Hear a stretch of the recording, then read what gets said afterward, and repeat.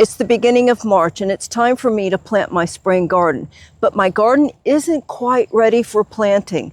So I'm going to show you what I'm doing now as I prepare my beds for the spring garden and the seeds that are going to go in there, and the decisions I have to make about some carrots and turnips and things that are still in the ground, and where am I going to put my tomatoes. All I have needs, I have not provided. After I weeded the top of the beds from as much of the pink wood sorrel as I could, I raked back the soil just a little bit deeper than the level of the path. You don't need to go any deeper than that if you've got raised beds, which mine are free form. They're not, encased with some wood.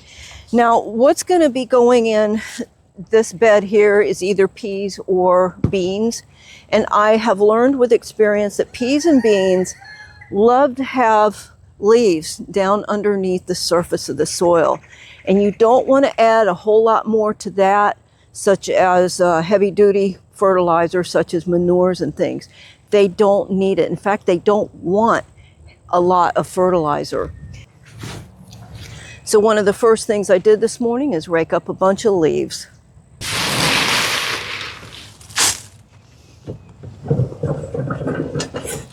Putting these leaves down into the soil has built up my soil over the years so that even though it's still sandy, it is a whole lot more fertile than it used to be, and it can also hold water for a bit longer than just the straight up sand that this soil was before I started my garden years ago.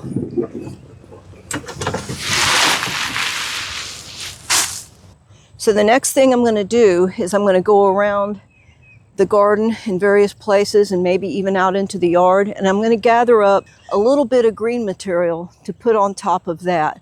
As the green material breaks down, it invites the earthworms to come and start breaking down the leaves and the green material at the same time. And there's a lot of biology going on in the soil that I just know it's there, but I can't spit that information back out to you. I just know that this method has worked for me for years. So I realize that all this physical work can be a challenge for some of you, and it is for me too. I just do what I can, and then I give myself permission to say that's all I can do for the day. I wanted to get out here yesterday, but I had worked a half a day and I just didn't have it in me to come back out here after I worked. So, it's actually good. It teaches us to rest when we need to and to just trust the Lord that He's going to show us exactly the best thing that we can do that day.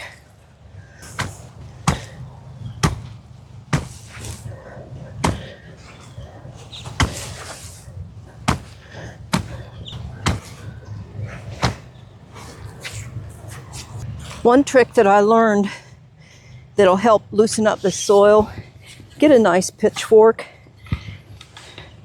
and use leverage instead of just your arm strength, and it'll loosen that soil up great so you can rake it up easier.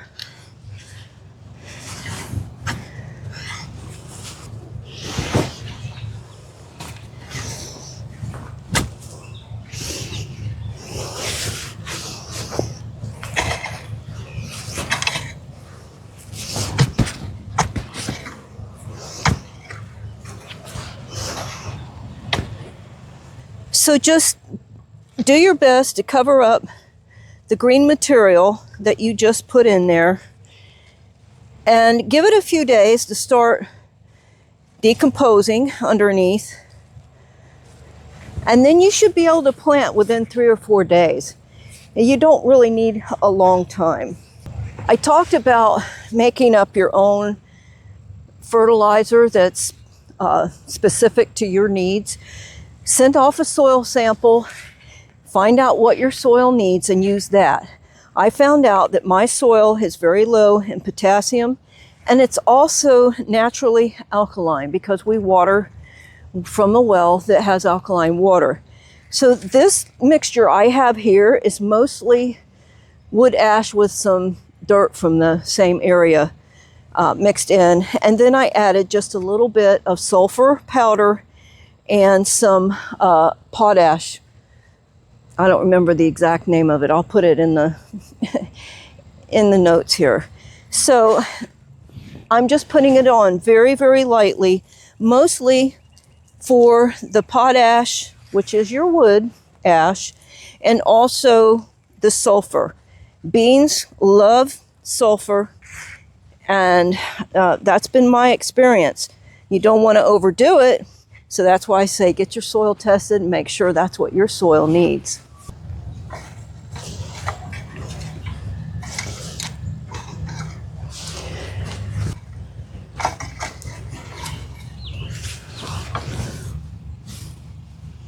These tomato plants made it through the hard freeze that we had that was 25 degrees and held that for several hours, 2 nights in a row, and then it was followed a week later by 2 32 degrees nights that held that temperature for a couple of days or a few hours.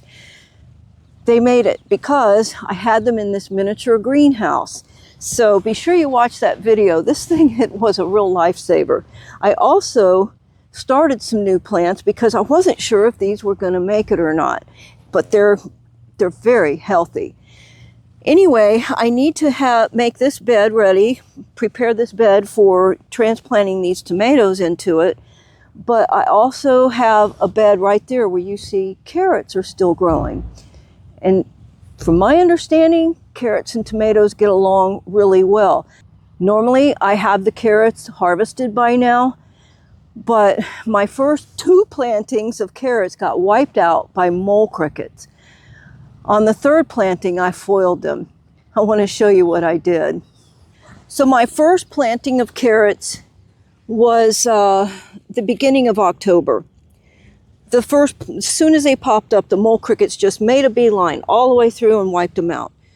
So okay, I planted again, thinking some will survive. The mole crickets came through and wiped them all out again. But what I noticed in another bed was that the mole crickets don't like turnips. So I planted some turnips around the next planting of carrots, and most of them survived. The mole crickets just didn't find them, apparently. So if you have a problem with mole crickets when you plant your carrots, and they also got all of my parsnips, then try planting some turnips near them.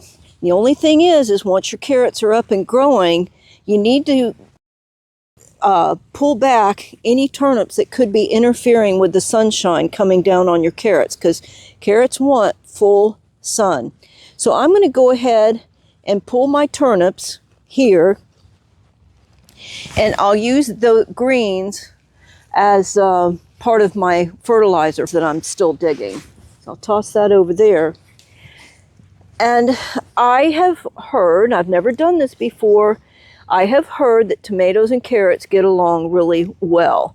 So that's what I'm going to do. I'm going to plant some of those tomatoes right in with the carrots while I'm giving the carrots more time to grow and mature, because these little ones here probably need another month, and these right here were probably from the 2nd planting, and actually I probably could go ahead and pull them. Let's pull one just to see. There's 2 of them right here together. They feel pretty big.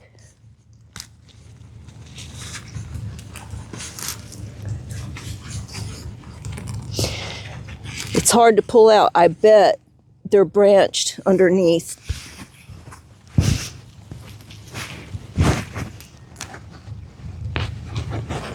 That's not a bad carrot. Not bad. Yeah, this one has another leg down in there somewhere. I'll just leave it down in there. So the ones next to it, I can tell, are not ready. So I'll just Push that soil up around them. And I'll use the tops for greens to fertilize add nutrients to the next bed over there. So why not subscribe and follow along with me and see if that works? Do you grow tomatoes with your carrots? You can't do that here in the South normally because they grow at different seasons, but maybe where you live, you can do that. So if you leave a comment, I assure you, I read all of them. And when I can, I will leave a comment for you as well. This started out with about 100 bunching onions. And I would venture to say there's probably about 200 to 300 right here. And I've already transplanted 200 to 300 more. And if you haven't seen that video on how to keep green onions going forever, you got to see it. It's so easy, but it's going to surprise you how I do it. I've been out here a total of about 3 hours this morning, and that's it. I'm done. I've got most of all of this half of the garden done, and I still have most of my other half of garden to do. But this side needs to be planted by this weekend. The next video, I'm going to show you how I'm transplanting the tomatoes and how I'm going to get them off to a strong start. So be sure you subscribe. Go to your bell notifications and turn that on. Otherwise, YouTube might not tell you when I put that next video up. So thanks for watching. I appreciate your valuable time. I hope it's been helpful. Great is thy faithfulness, Lord, unto me.